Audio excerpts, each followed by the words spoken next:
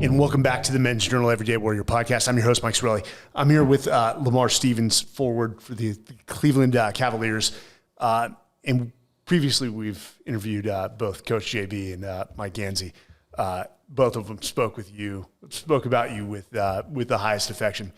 So, brother, first off, thank you for joining me. I know this is the first day of practice for you guys as you enter into the 2022-2023 season. You pretty excited to kick it back off? Yeah, I'm ready to go. I'm going into my third year. We have a great group of guys, great group of coaches leading the way for us. So I'm excited about the year for us. Good. One of the things as we're doing research, and I found this so funny, is probably a lot of people don't know that you are a published author as well. Yeah, I am. I wrote a children's book when my senior year of college. With six kids in the community that they've been diagnosed with Down syndrome. We did a lot of work with Special Olympics and this thing called the Buddy Walk. So over my 4 years, I was able to develop a great relationship with them. So when my senior year, me and our PR guy PJ Mullen got together, and we just came up with a great idea just through the relationship that we had with those kids. So, and the reason I bring this up is, and I read the reason why you did the book and all the work that you did at Penn State.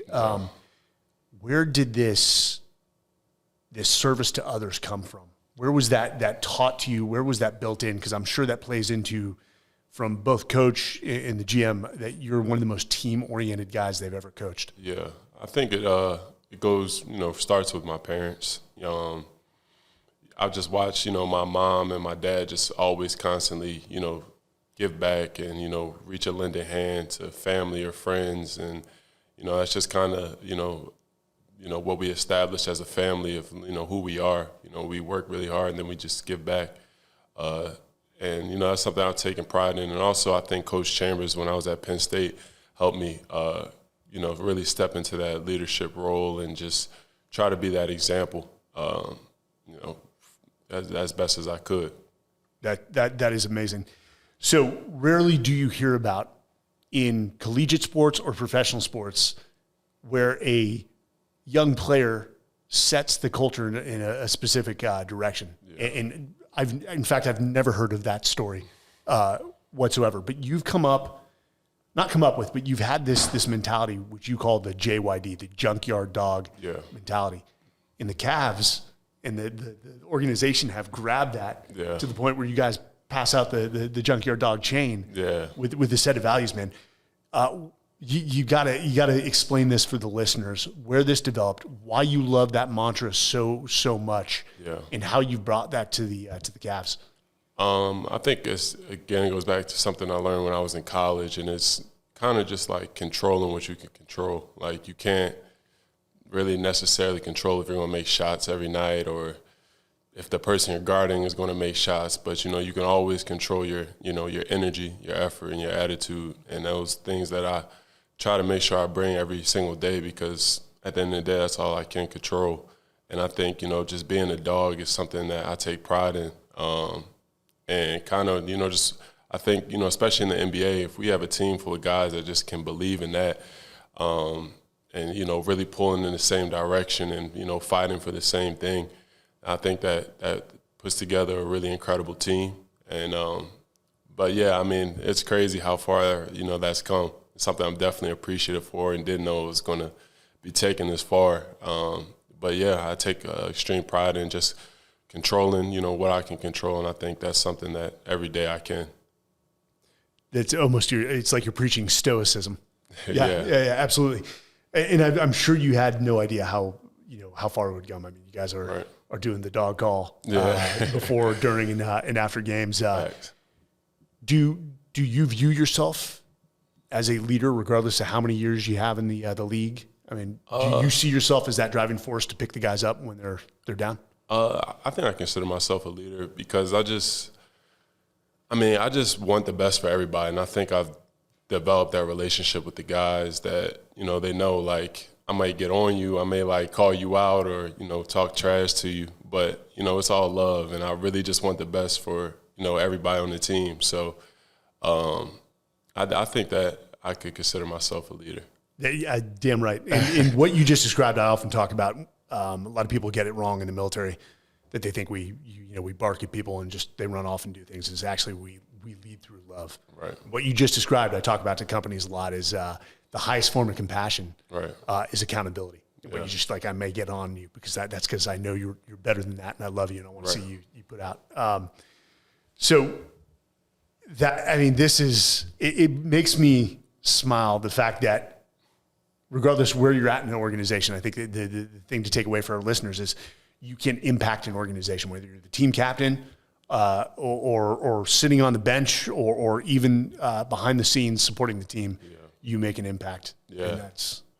And I came in pretty much for everybody else's terms, and as a walk-on kind of, as the 17th guy on the roster out of 17 from the first day that I got here, coming in on a 2-way contract. And, just over the years, just meeting the great people that here, I just was able to be myself. And that's just, something I took pride in, coming from college, being the number 1 guy to now the next year. Now I'm the last guy on the totem pole. It was a humbling experience, but it helped me.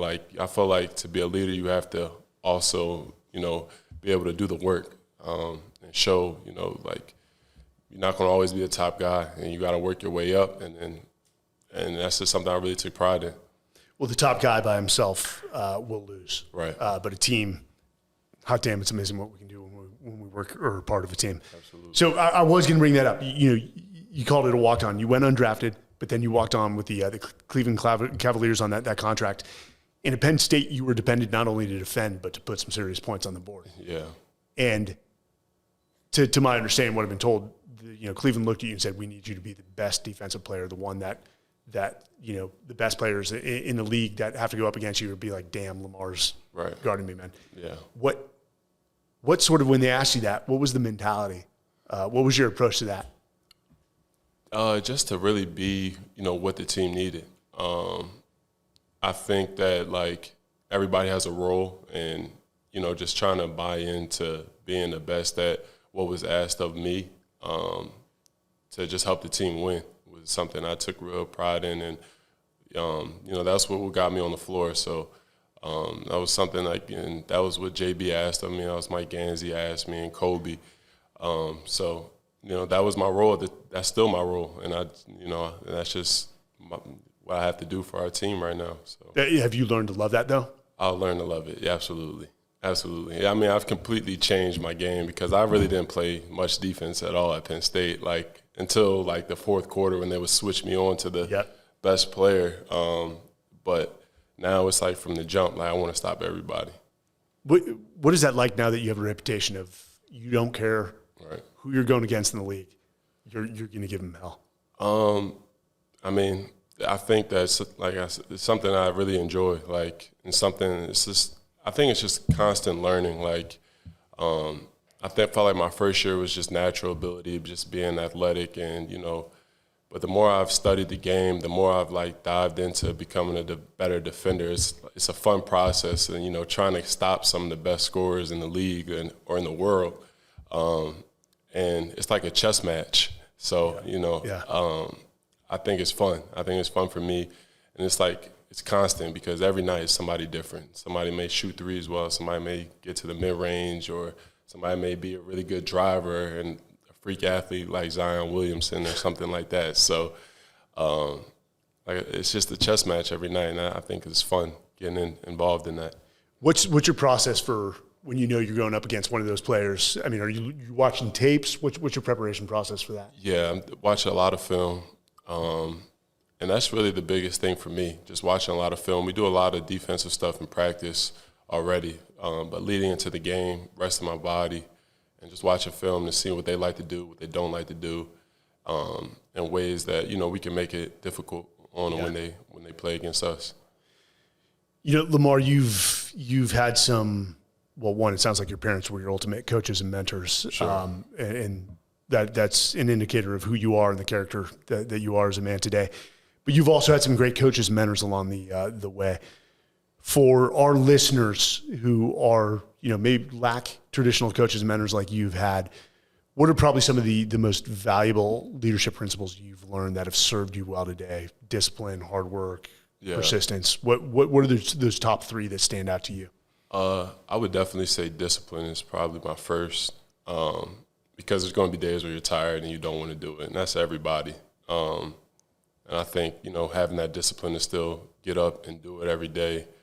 And then I think you have to be a hard worker, just to continue to elevate and to continue to grow. And then the last one I would say is probably like being able to communicate with a bunch of different people, and being able to relate to them and know who you could talk to a certain type of way and how to get the best out of this person versus that person. So the best leaders I've ever served with knew how to switch up their communication style depending on who they were talking to. Yeah. But and you also just sort of brought up empathy is key to communication as well, putting yourself in the shoes of the people that you're talking to and trying to understand what they're feeling. One of the questions we ask on this show, and you are far from it, but sometimes I interview guests in their 60s, 70s, where they know they're on the latter half of their life. For you, when all is said and done and that time's come, let's say 80 years from now, 70 years from now, God willing, how are you going to look back on your life and measure whether Lamar lived a life of impact and of service to others? I think I'll measure my life just probably by the relationships that I built. The genuine relationships that I'll be able to still have, and people that I was able to impact, in my community, and just in life. So I think that's probably what brings me like the most joy, being able to help somebody else. So as long as I can say that, I've impacted, even if it's 3 people, I feel like I'll feel really good about that. I love that you just said that. It sounds like quality over quantity. Yeah. And I know in an age where, social media is about quantity, not necessarily the quality of relationship. Yeah. Well, Lamar, I can't thank you enough for joining us, man. I'm excited to watch you on the court, the intensity and, the hard work and the way you dedicate yourself and sacrifice for the team, I think is something that every young man and woman should watch and take away from you. And the fact, again, that you have impacted and created part of history, this young junkyard dog mentality is, I'm taken back, man. I'm 44 and I've worked for some great organizations, and I've never seen somebody with your tenure come in and impact an organization the way you have. So congrats on that, man. I appreciate that. Appreciate you guys for having me. Absolutely.